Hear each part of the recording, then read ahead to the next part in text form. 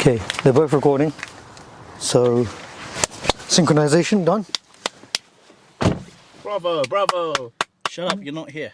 What is up, WAS Nation? How y'all doing on this fine day? This is a little bit of a different podcast you've probably never done before, but you know we are innovators over here in the WAS Nation.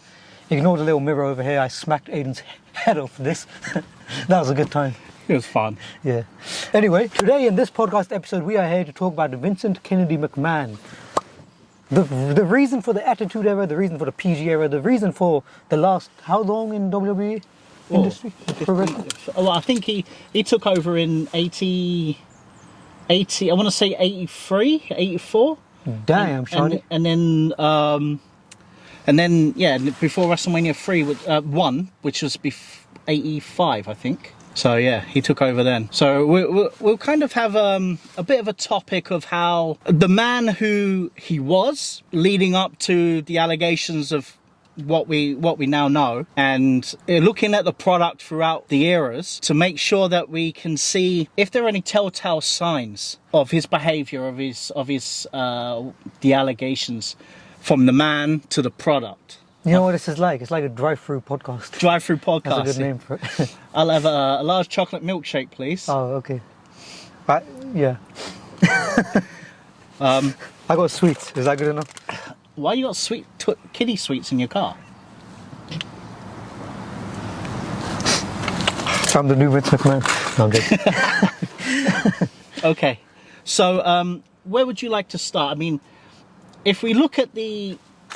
I don't know what the Hogan years. Yeah. And then we look at, obviously he bought the company from Vincent K. McMahon. Or no, is he J or K? I think it's J, isn't it? Who are you talking about? His father. I think it's Vincent J. McMahon, so senior. Okay. He bought it from him, and since then it went from wrestling to more kid entertainment style. Sports entertainment. Yeah. So he was catering more towards the children. They had a no blood policy back then, and they very much started to make the dolls and the Hulk Hogan era. Yep. You know, the Warrior. Yep. They brought a lot of color, so they were no longer just men inside of people like wrestlers, men, women inside the ring. They became characters. So yeah. You had like, you know, the tag teams of like Demolition, who were just S&M, kind of sadomasochistic type people, blatant rip-offs of the Road Warriors, but it is what it is. Yeah. So if you look at that era, can you think of any? Did you ever watch much of that old stuff? I wasn't born. I didn't ask you if you're born. Did you actually watch any of it? Like look back and look at the history of wrestling there. You mean the Hogan era? Yeah. I've seen clips, obviously, but I don't know enough to speak on it, I think. Okay. So that era, say between 85 to 92, yeah, that era was when the allegations came out with that female referee that said that he had in a limo. You know the one he just settled out of court for? No.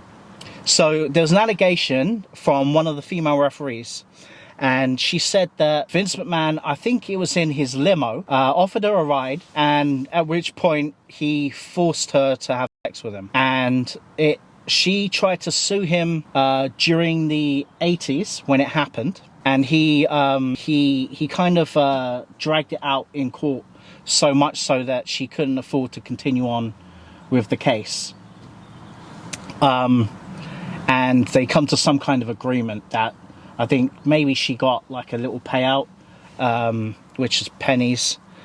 And then there was an NDA signed. Probably one of the first. So recently she after all these NDAs were exposed, yep. She came forward again and said, this is what happened to me. Yep. And this is what he did. Yep. And then she took him back to court. Yep.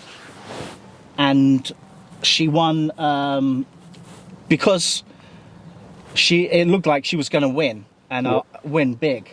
Yep. She actually said that they settled out of court. Yep. which as far as I'm concerned, if you settle out of court, then that's pretty much admitting guilt. Okay. So they settle out of court for a large sum of money, Yep. and then have another NDA signed, so she can't tell any details. Vince McMahon said in a statement that his lawyer said in a statement that the reason they settled out of court was just so that they could foreshadow any more bad publicity, just get rid of it, Okay. avoid it, which is rubbish. Because if you're innocent, and it doesn't matter about bad publicity, once you are vindicated in court, you can hold your head high. That's the way I see it. So there was that, and then of course there was a lot of allegations about sexual assaults against men. Yeah, against men. Yeah, against men. From Vince McMahon. I think, yeah, there was a couple against Vince McMahon, and there was also some against Pat Patterson. Okay, I heard about Pat Patterson. Yeah, doing because he was, there's been a few wrestlers because he was quite high up in the company at the time. Okay. There was a few wrestlers that came out and said Pat Patterson made sexual advances on them, and because they turned him down, they got released from the company. And the same thing against Vince McMahon. They didn't, and I think there was that whole rumor about Shawn Michaels and Vince McMahon. No. You didn't know about that? No. It's quite famous. So I want to say when Shawn Michaels was going through his IC title push and up into the world title, Yeah. there was apparently there was a rumor where Shawn Michaels was practically always in Vince McMahon's office, and at one time one of the executives walked into the office and saw Vince McMahon bent over his desk and Shawn Michaels going to town. No way. Yeah, I swear. Look it up. You look it up. You'll see there's allegations, not allegations, and rumors about Vince McMahon and his and Shawn Michaels. There's no way. And that right? Do you know any other wrestler or any other employee in the WWE, WWF that has ever been so disrespectful to Vince McMahon and the company, or dropped the titles multiple occasions, refused to work with people, been very unprofessional on camera, just not done no shows, and never once been in trouble for it?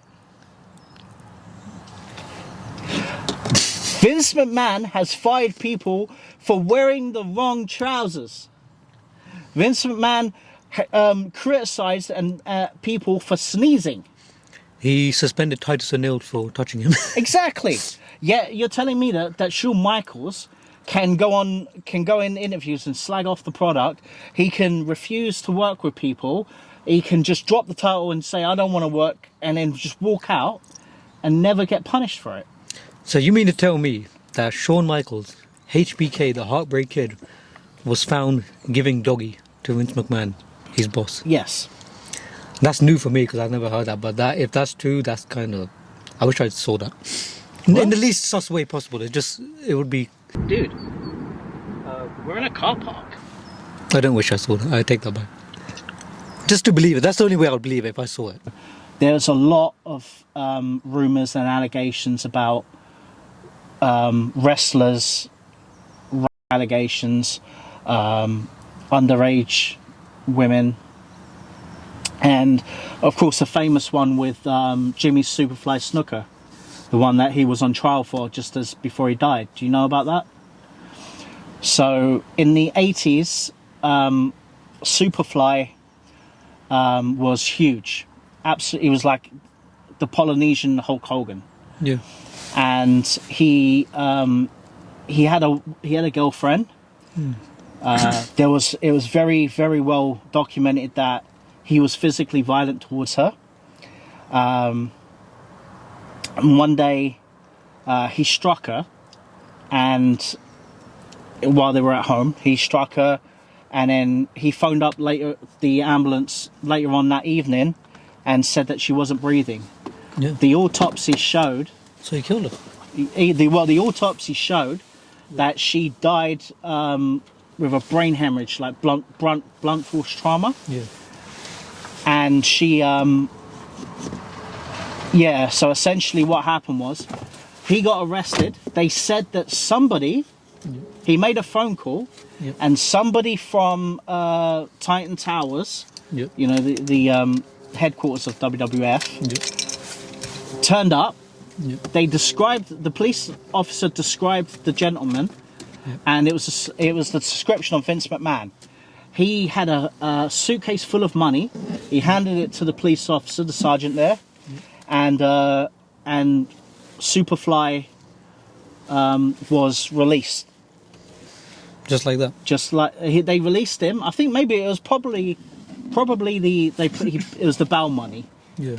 But then shortly after that, the investigation led nowhere, and all these alibis for Jimmy Snuka came out from the woodwork. Yeah. And they couldn't prove it was him. Okay. But years later, just recently, new evidence came to light, and he was put on trial again. Yeah. And he was actually going to go to prison for murder. Yeah. For her murder.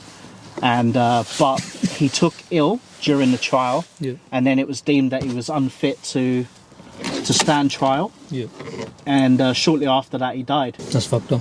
It is. And again, that's the kind of mentality that Vince McMahon had. Yeah. And nowadays, even if you're involved in a domestic argument, you get suspended. Yeah.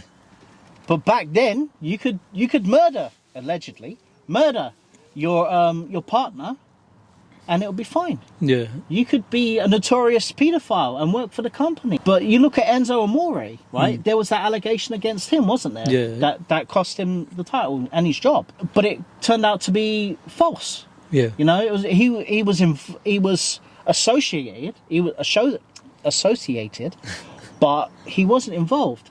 No. Now, whether or not you can question the guy's associations is one thing, but they suspended him, fired him, stripped him of the title, without any proof, Yeah. and now he's blacklisted from the company. Is he? Yeah. False accusations are very dangerous, man. Do you remember when he tried to hijack the? When he showed up to the pay-per-view. Yeah, and he was standing up on the chairs and that. I don't blame him, because I mean, false allegations. You know, more often than not now they're getting found out, and you know, it not only does it even if it's a false allegation, it still destroys the person's life. Exactly. And it's wrong.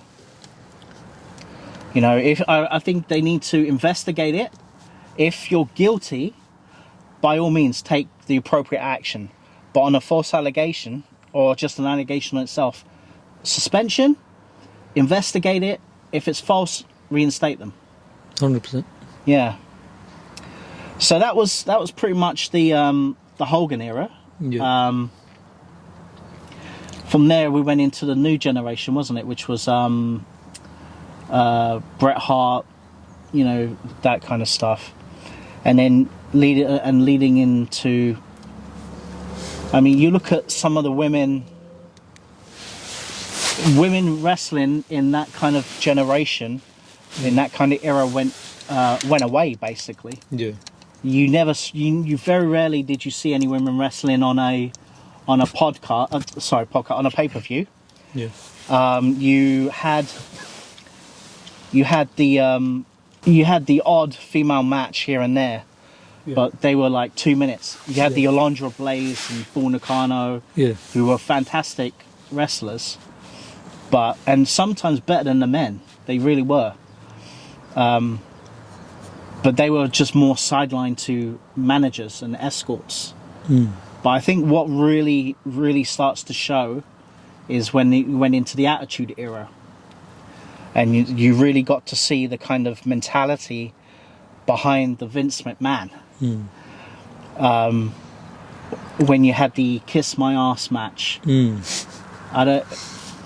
the kiss my ass stipulations, and the sexual exploitation of the women.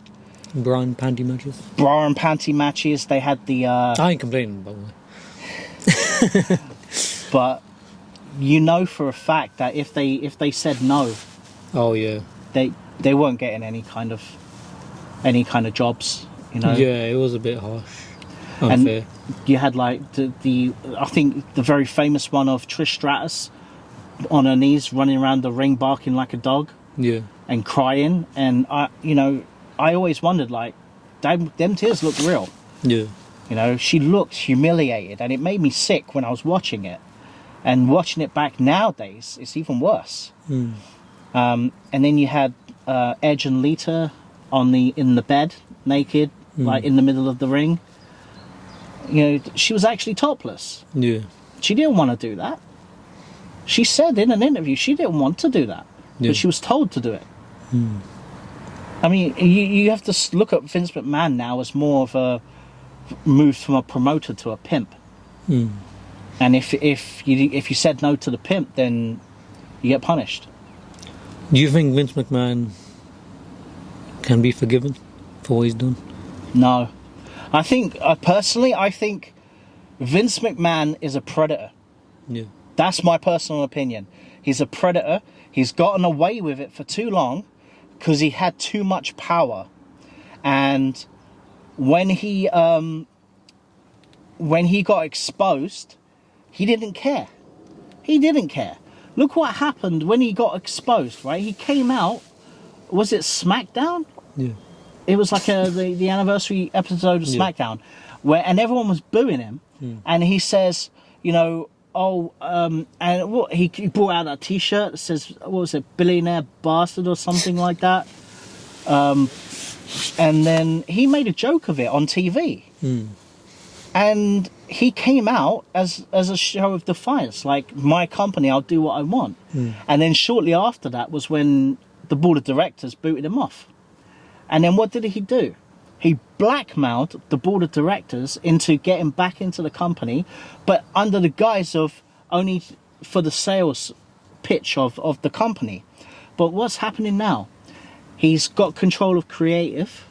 He's still doing creative control when he's not allowed to be doing it. He's sitting in gorilla position. Why? That's not his spot. That's for the agents and the you know, the bookers to do and the executives. You can't do that.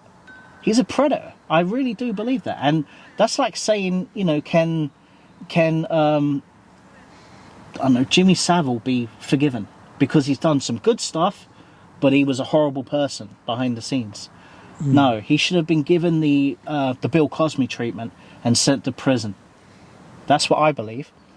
And that's, I said to you before, that's why I pulled out of going to Money in the Bank at the O2, because I will not give any of my money to a company that would allow that kind of thing to happen. I love wrestling. It's always a passion of mine. And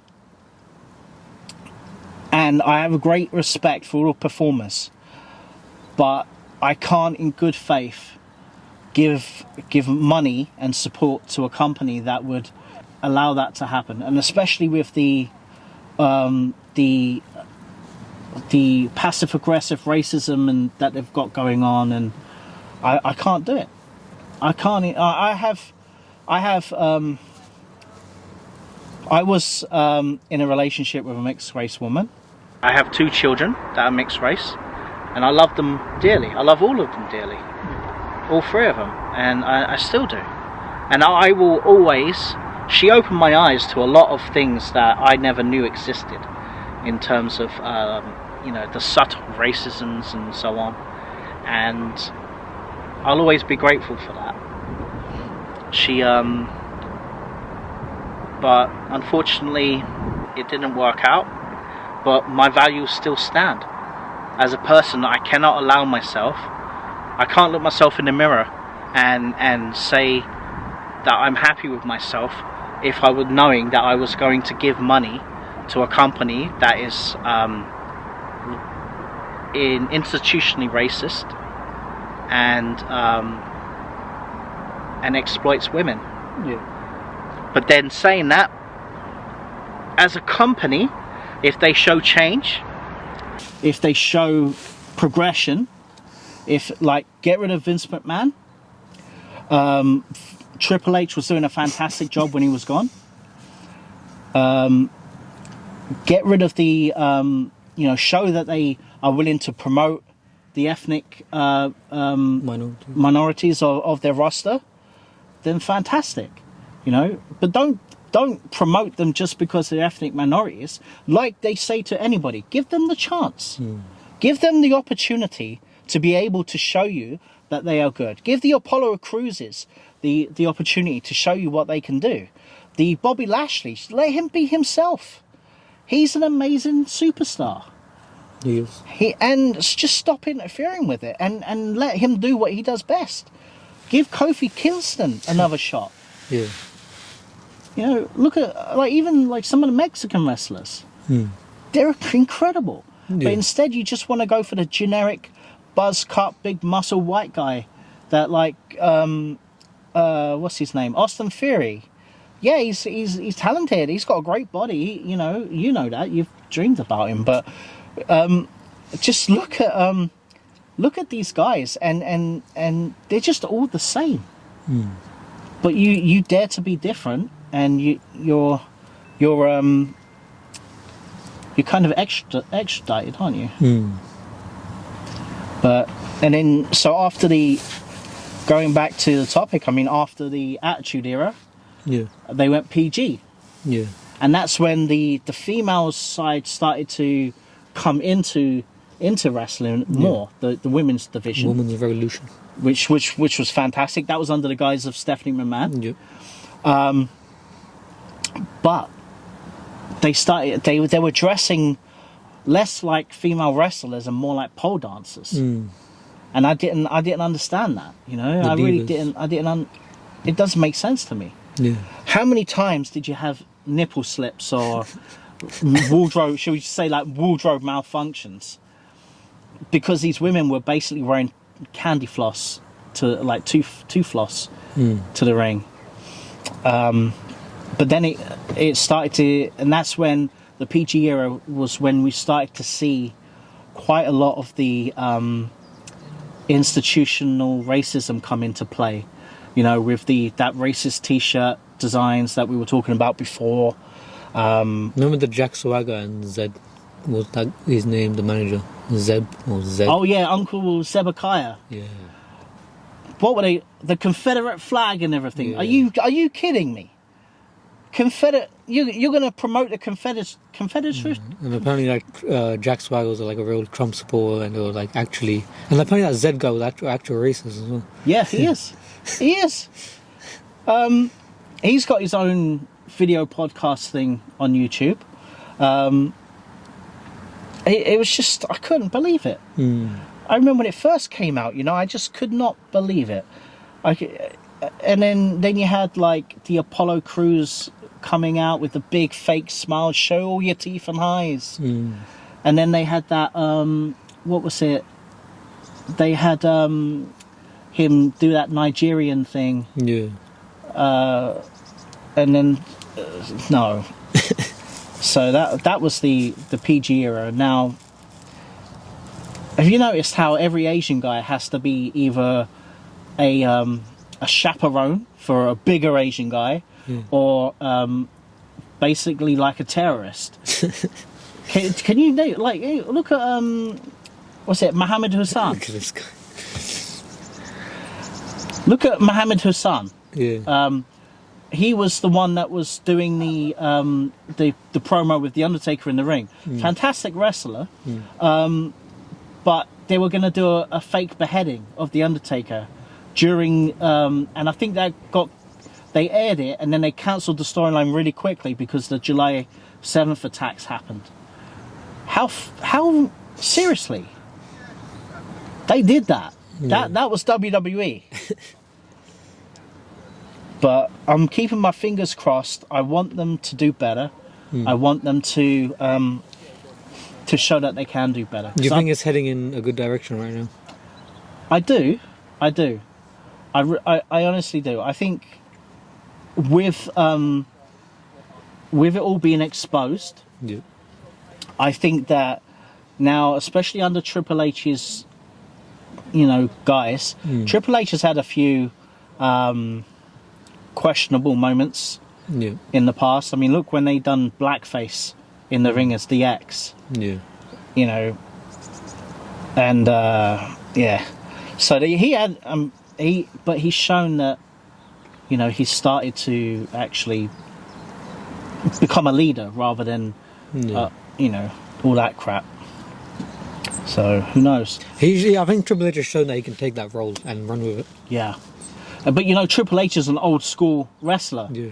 He was trained by Dominic DeNucci, who is a very old school style of wrestler, and he learned.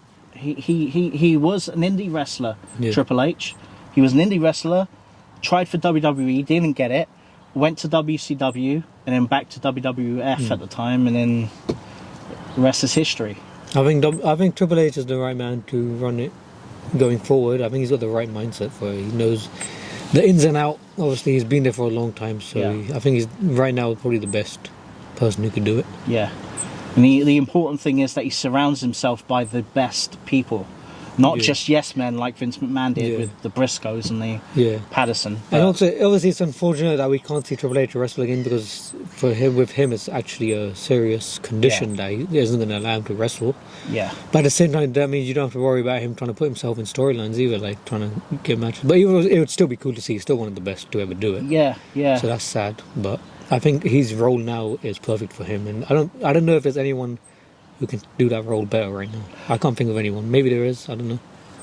I can't think of anyone. I think as a former wrestler, he's the perfect person to run the company. Yeah, and he was the CEO for about 10 years too. Before any of this happened, he was the CEO. I think he was what was it? He was a executive vice president So of. he was always in the behind the scenes doing something. Yeah. He's always been in the behind the scenes working, but it just goes to show you that he's got what it takes to actually make the company. Yeah. I mean, look what he did with NXT. Exactly. And I honestly think that if he isn't given the opportunity to run WWE, he should leave and start his own organization Okay. from the ground up, kind of like an AEW. Because I know I would watch it. I would, he's a fantastic booker, and I think he's a fantastic businessman. Yeah. I don't think he'll have any trouble getting sponsorships and, speaking of which, if there's anyone out there that would like to sponsor the channel and help us produce more stuff, help us get Produce some more weapons. More thrown objects, more like pyro, as when you're getting a smoke machine Yeah. for the entrances. Maybe work on getting some music. Hire some women. Sure. Yeah. Don't worry, we won't do what Vince McMahon did. Maybe you can get a referee. Yeah, get a so we referee. have to count ourselves. Get a cameraman, Yeah. an editor or someone. Yeah, that would save a lot of time, and that would help us to produce even more wrestling content. Yeah. If there's anyone out there that'd like to get involved and possibly sponsorship or something like that, or someone that might be interested, send them a message. Yeah, for sure. Alright, I think we've been going for about 35, 40 minutes, I think. Yeah, I think That's it's good. pretty. It's a bit of a dark episode, but I think we can come up with more lighter content from now on. But as far as I'm concerned, if you're a fan of wrestling, you need to know the history of it. You need to know. Just go back and look at some of the Hogan era matches. You finally watched the WrestleMania 10 Brett versus Owen Hart. Yeah. What did you think of that? Good match, great match. What did you like about it? The way the match was structured, you don't see nowadays. The speed within the match, the pacing of the match. Everything had a reason, didn't it? Yeah. That's what I find about them, especially the Hearts when they wrestle. Yeah. They don't just grab you and The throw moves you look around the effective ring. as well. They grab you, they toss you, and then they hurt you. Yeah. There's intent. You know, the good storyline is the key to a good match. Yeah. If you could have an okay match turn into a classic if you have a really good storyline. Yeah, like mine and Yusa's storyline heading into the main event of Backyard Wrestling episode 50, where I'll whoop your client's ass. Well, I think we've established that since you're going to try and take the title off him, but people from your ilk, Yeah, you know, your low class, yeah, that's the only, you know, you're not going to get anywhere near that title. The only way you'll get to that title is when you hit it, when he hits it across your head. yeah, And same with Aiden. You know, Aiden, the only way he'll get a shot at that title is if my client is gracious enough to bestow it upon him. yeah. If he feels, you know, yeah. So, Yeah. but I mean, the reason that we're out here anyway is because of Aiden. You know, Yeah. like he's since his finding out that we've been breaking into his place. Yeah. He's put some more security locks in, and we couldn't get through this time. Yeah. But maybe next time we'll get in there and maybe go through his drawers and see what happens. I don't think I want to go through his doors. Well, we'll see. Alright, West Nation, hope you enjoyed. Leave a like, comment down below, don't forget to subscribe with notifications on, and we will see you guys in the next episode or the next video. Goodbye.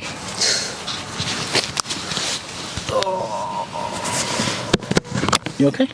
Yeah. That display went off. I don't know if it was just the screensaver. Yeah.